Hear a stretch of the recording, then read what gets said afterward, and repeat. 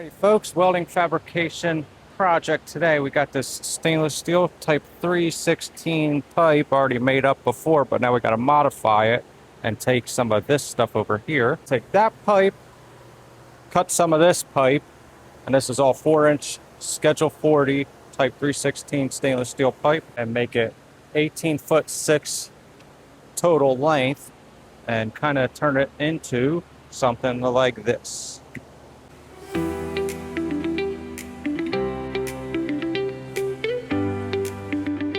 Pretty simple though. All we got to do is just bevel that end, figure out my measurement, cut that piece, bevel that piece, and add them together. And then I got to grind down that weld after because they don't want to see the weld. But make it 18'6" total, and this is like 10 foot or maybe 11 foot or something like that. But pretty simple, not too much to it. We got this piece getting cut out right now. I got my measurement 92.5 inches, and we're cutting that out. But I'll show you how I found out my measurement, what I needed. So really, I need, what do I need? 18'6", which would be 222 inches. So if you do that, 222 inches, then I want to measure this pipe. So I just take my tape measure and measure it like this. And we got that little step in there with the elbows. So you can't really eyeball it because it's a raised face flange like that. So I'll show you what I did. Just took that and a little straight edge, and you just butt it up like this. If you need a longer one, go ahead and just bring your tape measure straight to the end, and that'll give you an accurate measurement. So then we came up with 129.5 inches. So we did 222 minus 129.5 gave us 92.5 inches. So that's what we cut our pipe to over there. I think it's done cutting. You always want to loosen it first and drain some of the fluid out. Kind of that way it doesn't fall over, and should be good. I'll start cleaning it up. All right, so that side's cut, and this is pretty square cut. I think we cut this on the saw. So I've got to bevel this, and I got to bevel one side of this, and I'll do the side that I cut because they might trim that in the field. So bevel that, and time lapse you for that, and we'll clean it up. I like to put these little curtains up because we got all the fans going, especially, and I don't want to blow all the dust this way and get it all nasty. So here's the time where you want, if you can, just double check your measurements, add it all up, and make sure your measurements are on point. Should do that before you cut it, but better to figure it out now and weld it all together. So you want to be a welder, eh? So just imagine on a hot 90-something degree day, having to grind all this metal, stainless steel right here, and get all that dust all over you. That's why I wear a long sleeve shirt and a welding cap like that. Just keep that dust off of me so it doesn't stick on your sweaty skin, and just helps keep you a little dirty, but you want to be a welder, right? All right, we got them both cut and beveled. They're all beveled. So pretty nice, almost a knife edge like right there. Not much of a landing. And what I like to do is just go over it afterwards with a little sandpaper wheel. They work pretty good, just cleans it up, gets the burrs on the inside, just helps make it weld a little better and look better. So that's it, because this pipe right here might have been used a little dirty on the inside. So it's kind of nasty. But now I got to put this here, and then Sergio, he's going to start doing that. Alright, first I'm going to start off by leveling the one side on both jack stands. Set up that other jack stand, kind of get them close to the same height as this one. Lay that pipe on. Now level the other side, kind of even them both up to the same height, then level them both, and a little adjustment you got to do here and there with it. Once it's all done and somewhat kind of straight, take that C channel, that's a stainless steel C channel, put that on, clamp it on, take a flat bar. It's like a 3/8 or half-inch flat bar, long one, like 12 feet, and just kind of make sure it's pretty straight. Dunk the jack stands around if I need to, and make sure everything's pretty good. All right, let's show you what we did. Got a little high-low in the pipe. The pipe's a little two different sizes, just a hair, not much, and the pipe's bent a little, this thing. So, but we're pretty straight. We're like within that whole length. I had a big 12-foot flat bar that you see me using. It was like that we use for a plasma cutter, and it's pretty close. Probably within 30 seconds throughout the whole thing, gap-wise. but I think we should be all right. Tiny little thing.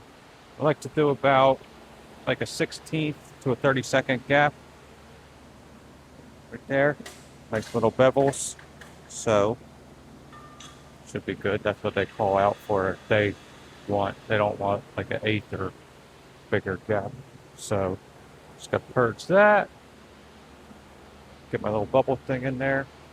And we should get ready to go. So I'll start setting that up and we can start tacking it and get ready. And I use this channel to help me put on top stainless steel C channel, clamp it on top. So that should be hopefully good.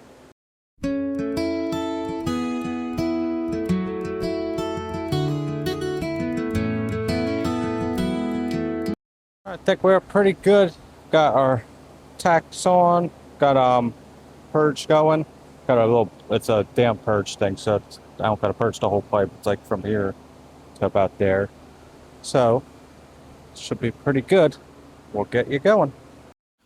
First pass right here, especially with stainless steel, you always want to make sure that you're going in good, got a good purge, and just everything's going good. It's the most important thing.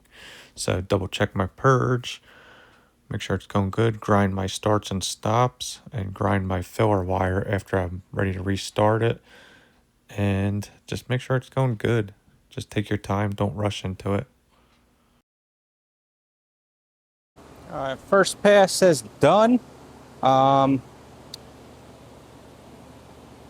to the second one. What I'm going to do is, well, I got to back off my purge gas now because I don't need it going up that much because it's not, whatever, not as much coming out. I crank it up just so I don't got to put as much tape on, or I don't got to keep peeling the tape off, so I just crank it up a little bit more. And then after a first pass, I just back it down. But now I'm going to take some acetone, wipe off some of that tape. If there's any tape residue on there, we can start going for the rest. Maybe I'll try getting you a little bit of arc shots too. It's not going to work good probably though. Okay, so here's my shot at some close-up arc shots, and it's not going good. It gets a little better in a couple seconds, but it's just really, really bright. I don't know why. But right here, it gets a little better. You can see a little bit. Can't see my puddle or anything, but we'll figure it out.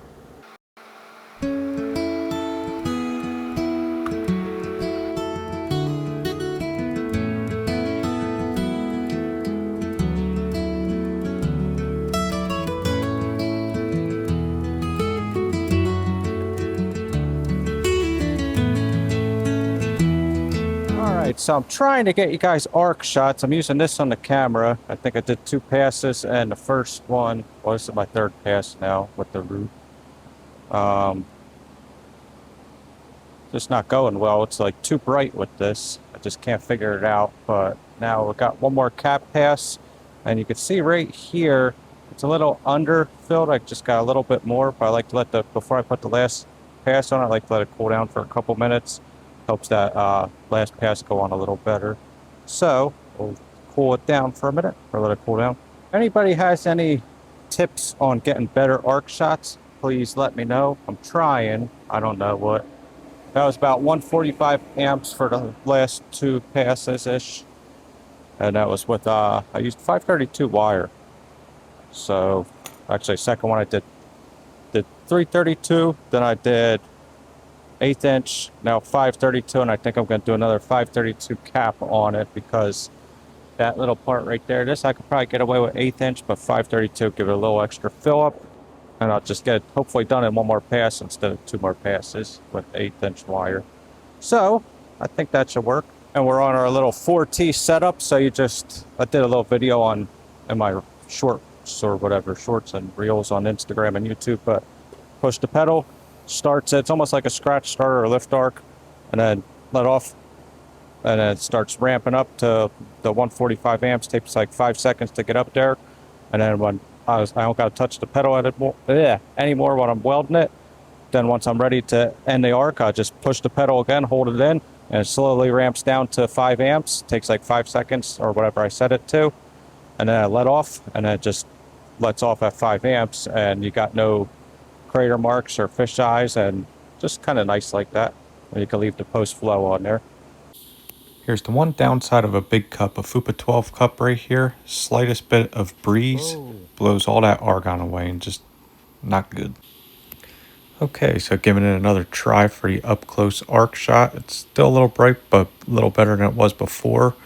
Now I going a little slower on this. I usually like to go a little faster, but I didn't let that pipe cool down as much as I wanted to. So just going a little slower, and I got a little bit more to fill up. So that's why I'm using that 532 wire and just going a little slower, trying to fill up that little bevel a little bit more. And just pause on each side. That pause allows you to not undercut. And if you pause and hold it for a second instead of just weaving really fast, which you can do that too, but each technique has their benefits or whatever. So that's about it though.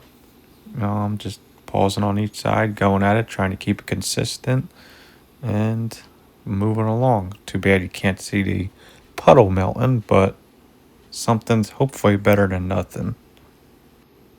And it looks like it's starting to get a little clearer, the picture towards the top. So you can see a little bit better, not a whole lot better, but a little bit. And just taking it slow. And we're getting to the top right here. So I'll probably end up pushing that foot pedal in a second and letting it taper down. And I'll make sure to hold my post flow on that weld puddle afterwards.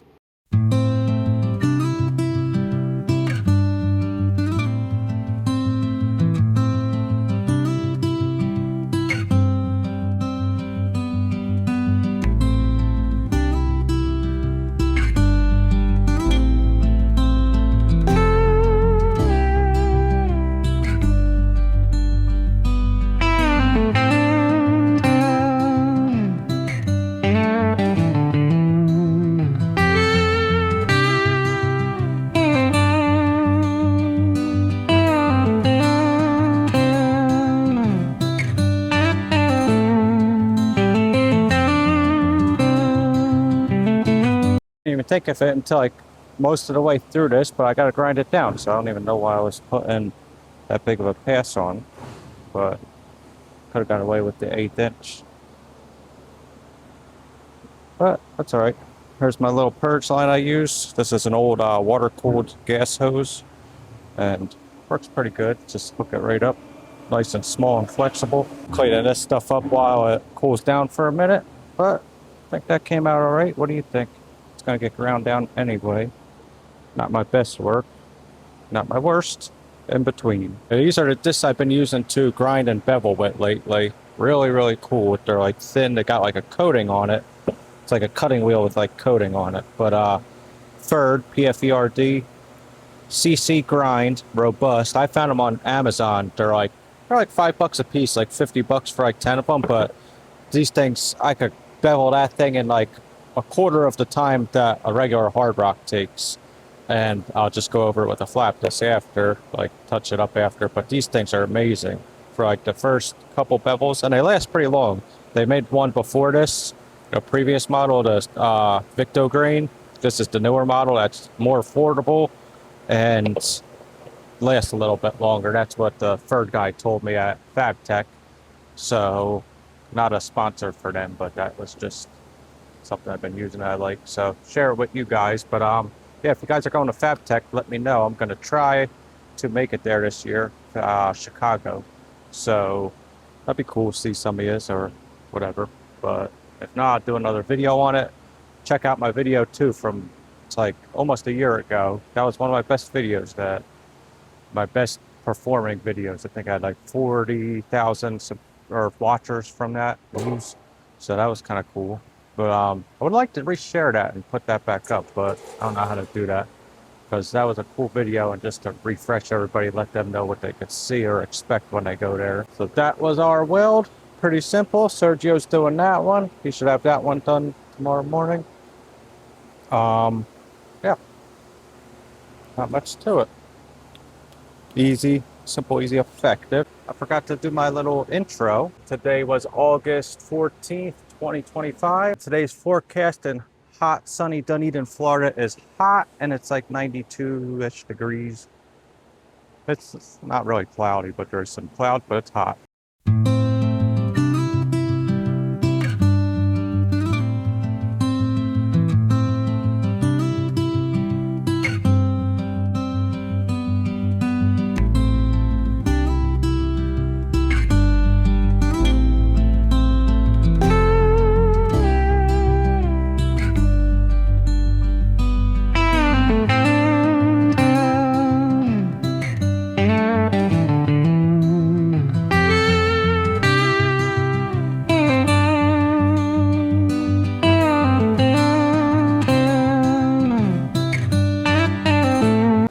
if that was still recording the whole time me cleaning up, but anyway, that's good to get on camera though.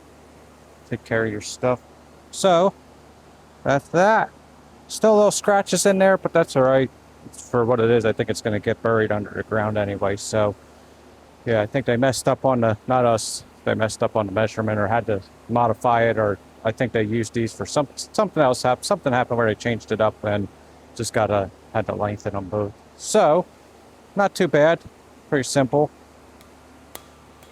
But that's it. What do you guys think? So what I did was that hard rock grinding wheel first, the third thing. Then I went over with like a flap disc, like 60 or 80 grit. Then I went over it. First it was this, not sponsored by any of this stuff. Then just a regular flap disc, not this one, but 60 or 80 grit. Over with a sanding pad on a drill. These things work good though too.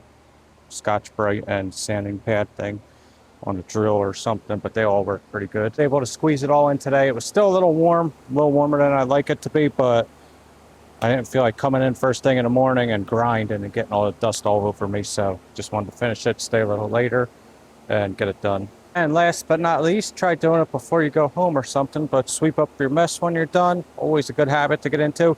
If you don't do it, I challenge you to try it for a little bit. Get in the habit of just sweeping up when you're done and cleaning up your tools and everything. Not everybody does it, but it's a good thing to get into. I know I say it in a lot of videos, but I get a lot of people that message me and stuff, and they say they appreciate how much I keep the stuff clean. I don't grind on the table. I keep the table clean. If I got to grind something, I'll go a couple feet over there, and that way it's just always clean and not dirty. They grind on that table, but that's all right. But just keep your stuff clean. Like when you're done with your jobs, just sweep. That's what I do. Every time I'm done with the job, I just sweep up, clean up, start fresh again. Next one, it's all nice and fresh. I put all my tools away. Take your tools, blow it off with the air hose, clean it up if you want. It's really good to wipe it down with some cleaner, but we don't do that all the time. It's a little harder when you're sharing your tools with everybody. Enough ranting, and I know it's hard to do stuff. Not everybody likes to do it or whatever, but it's appreciative. Like I appreciate when everybody else puts their stuff away and sweeps up and stuff. Especially this stuff, like grinding all this, all that dust was everywhere. And then before when I was beveling it, if you take your torch, come over and you weld with it, you drag all that torch into that dust, and then next time you go to use it, you go grab your torch and you got all the splinters that stick in there, or you wrap it around your neck, and then when you're like welding, a lot of people do that with the Tig torch, to wrap it around their neck and just to take the slack off, and then you got all the little splinters in your neck now. Same thing with extension cords and stuff. Dragging that in the dirt, it's a little harder to do that, but clean them. But just take care of your stuff. The more you take care of it, it'll take care of you. Anyway, we're about 5 o'clock, still got to wrap up and everything, but we got it done today. That way I don't got to do it tomorrow. Tomorrow I could start with something else, but hopefully you guys enjoyed it. Enough rambling. I think I said all that stuff before, but thank you for watching. Feel free to like, share, comment, subscribe, all that good stuff. I think like 80% of the subscribers are not, or watchers are not subscribed. So if you would like to, I'd appreciate it. But I appreciate every single one of you that still watch. And see you on the next one. Chris Winarski, over and out.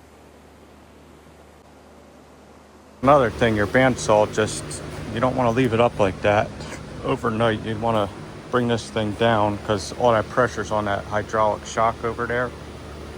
So then you just got all that pressure sitting on there. I mean, it might not be bad, but you don't need to. Same thing with like a forklift or something, how you leave it raised up, take the pressure off of it and just bring it back down, and make sure you set your speed back to 0.